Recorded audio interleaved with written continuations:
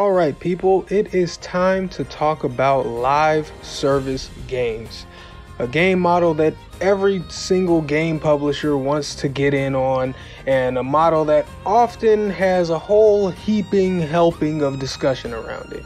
And with that discussion are usually points of monetization and gameplay loops and loot boxes and gambling and pay to win and blah blah blah. So I just thought I'd take some time out to take a look at the pros and cons of live service games. Alright, let's get into it. So I'm gonna start off with something good about live service games. Listen, everything does not need a sequel.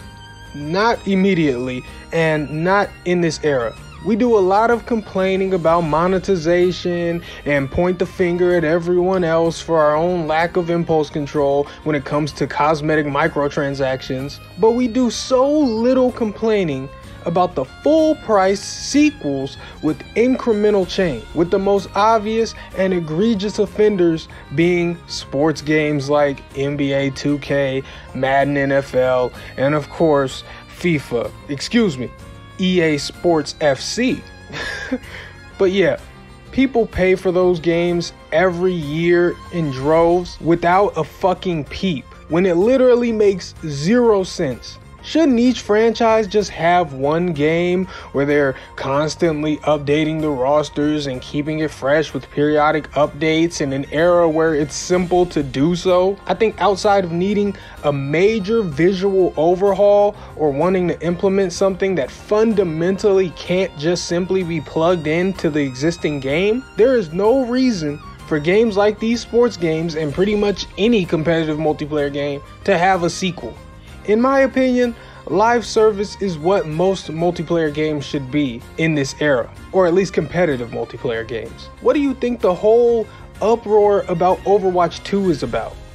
It's people going, everything we're getting in 2, you could have just put in the last game. But when FIFA sells you 5 of the same fucking game, with the only difference being they changed which asshole was kicking the ball on the box art, oh, that's fine. That's perfectly okay. And you might say, well, it's because Overwatch said they were a live service and FIFA doesn't. 2K doesn't. Madden doesn't. But that's part of my point. They should. They should be a live service. They're ignoring everything that makes sense, everything that's fair, just so they can gouge a premium fee out of you every year, and no one gives a fuck. But then 2K puts a slot machine in their game and we're in a fucking panic. Ooh, it's gambling. They're playing FIFA going, oh, Ultimate Team is pay to win. I can't believe it. Oh my God. What the fuck are you talking about? Are you upset about unfair money gouging or not? Pick a lane, because there is 0 reason why these games should have a premium price tag on them every year, but they do. And you pay. And you don't complain. So any fucking way, my point to all of that is to say that live service games are not inherently bad. I know a game comes out and they say it's live service and everybody instinctively grumbles and groans because these boomer ass games journalists brainwashed you, but it is not a bad thing. Games with premium price tags that plan on dying in a year can be just as shitty when it comes to monetization. Which leads me to my next point. Let's talk about monetization. The thing that the 45-year-old games journalists have convinced you is the smoldering pitchfork of the live service devil. Real quick, just to get it out of the way, if all the microtransactions in a game are cosmetic, I don't care if they're charging $100 a skin. If you bought it, it's your fault. Have some fucking self-control. Oh, but they're targeting my child. Little Caden stole my credit card and bought V-Bucks. So fucking what? Teach your fucking kid something then. How about you be a fucking parent for once? How about you discipline them? You're not being taken advantage of when a game sells you a skin for something crazy like 40 bucks or whatever. The problem is your willingness to be taken advantage of. Okay? Alright. Now in the case of pay to win mechanics, I'm right there with you. When a multiplayer game says, hey, give me 20 bucks and I'll give you a gun or sword or whatever that is better than the weapons of the people who didn't spend 20 bucks. That is super dirtbag shit because it mitigates the actual game. Instead of whatever the game is supposed to be, it just becomes who has more money. For example, and here's one I never hear anyone bring up for some reason, Call of Duty Vanguard, the most recent Call of Duty, is somewhat pay to win. Because in Vanguard, you level up your profile or whatever, and the higher your level, the more weapon attachments you unlock. And obviously, these weapon attachments enhance your gun's performance in any number of ways. All that's fine. The problem then arises from Vanguard selling you weapon blueprints that basically unlocks a powerful pre-constructed weapon equipped with attachments you may not even have unlocked. And if you don't have them unlocked, they become unlocked for you. And as you may have guessed, attachments that unlock at later levels provide better bonuses than earlier ones. So if I could just buy a weapon that has level 60 attachments on it right away and kill everybody that doesn't have 20 bucks to spend, why wouldn't I do that? They have to grind for tens of hours to level 60 in order to have a decent weapon. Meanwhile, a shithead like me can just pay 20 bucks and have a huge advantage on you. And I experienced this firsthand early in the life cycle of Vanguard. I was just tired of my gun sucking and figured, oh, the shiny ultra rare gun that they're trying to sell me in the store ought to be better. And so I bought it. And when I did, maybe it's just magic and I'm crazy, but I started doing a lot better.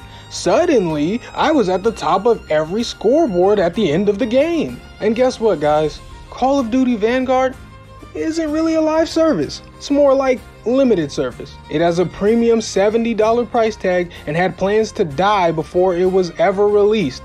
There's literally another Call of Duty that will make Vanguard irrelevant, releasing in a couple of months. Again, monetization in live service is not inherently bad, despite what you've been taught. Some people just do it poorly. Some live services do monetization poorly. Some one-off premium games do monetization poorly. Don't let these geezer-ass I hate change media personalities fool you. So, up to this point, I've basically just been defending live service, right? When am I gonna say something negative about it? What, if anything, are the problems with live service games? Ooh, I'm so glad you asked. Their first big worry is competition. There is a ton of entertainment competition out here. And I know what you're thinking. Waifu Belector, you empty-headed fuck. Everyone has competition. Yes, indeed they do. But when a game ends or has a time where you know it will be effectively abandoned, it's easier to jump into. It's like if someone says, hey man, come try this thing out real quick. It'll only take 10 minutes of your time. You know, you might go, alright, fine, I'll try it out. Even if it's not that great, when I'm done, I can get right back to other stuff I want to do. But then someone else goes, hey man, come try this thing out real quick. And you say, well, how long is it gonna take? And they say, well, I don't know. Then you're gonna be like, then I don't fucking know, dude. I've got 20 assholes beckoning me to play their stupid ass games for an indefinite amount of time. And on top of that, it's unrealistic to think I could even juggle more than 3 of these at once. So not only are you trying to get me to play your ultimate commitment forever game, but you're also attempting to rip me away from the ones I already like. It's fucking competition. The rate that we're seeing live services appear currently is already unsustainable if you ask me. So can you imagine if literally everyone was doing this? The fucking industry would collapse under its own weight. If God of War, The Last of Us, and Starfield all promise to never end, all it would lead to is fatigue and games constantly falling off of cliffs one after the other, good dev studios going extinct one after the other. You know, so the live service landscape is a fucking risky business. It's like opening a goddamn restaurant, you know, because everybody goes, oh, I can make food, I should open a restaurant. Yeah, idiot, everybody can fucking make food. That's why it's so hard to have a successful restaurant, because we don't give a shit about patronizing yours if we don't like it. If it goes away, we know 10 more are gonna rise up. The live service gaming model is no different. I hope all that made sense.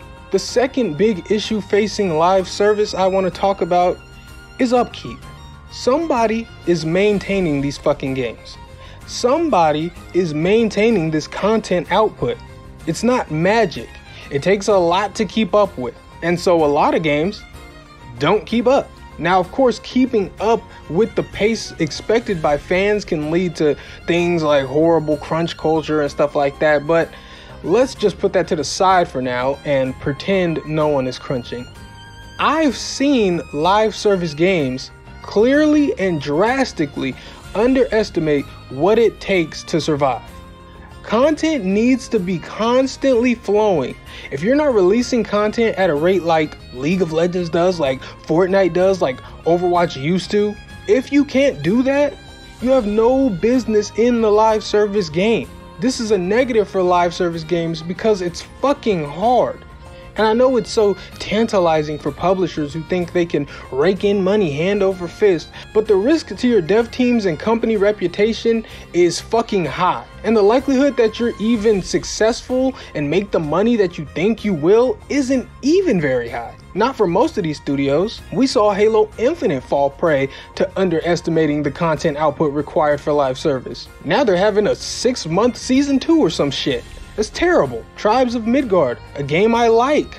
It's a good game. But the good folks up there at Northfell Games obviously miscalculated the content output required to sustain in live service. The gaps between content drops are huge, to the point that oftentimes you can't find a reason to play if you want it. And the game's not all the way dead yet, but something has to be done about this or it won't be long. I think they've got a new season happening in August or something, so here's hoping, I guess. You know, go check out Tribes of Midgard if you haven't. It's like part Minecraft survival and part tower defense. It's a good game. But what a lot of game studios do to try to mitigate the fact that they don't have any content is extend the grind and drag it out to an outrageous level. And it's like, that's not attractive. People don't like that.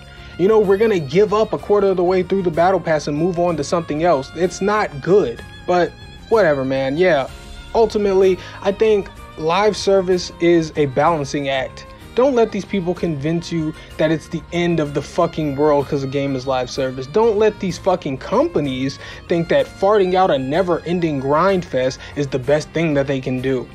If it starts to look like we're reaching a point where the entire gaming industry only consists of 5 never-ending games, you know, I'll warn you before we get there. But that's all I wanted to rant about. So until next time, I am Waifu Belector. I am just a normal guy. I like hentai, and I'm gonna go waste some money on Fortnite. Goodbye.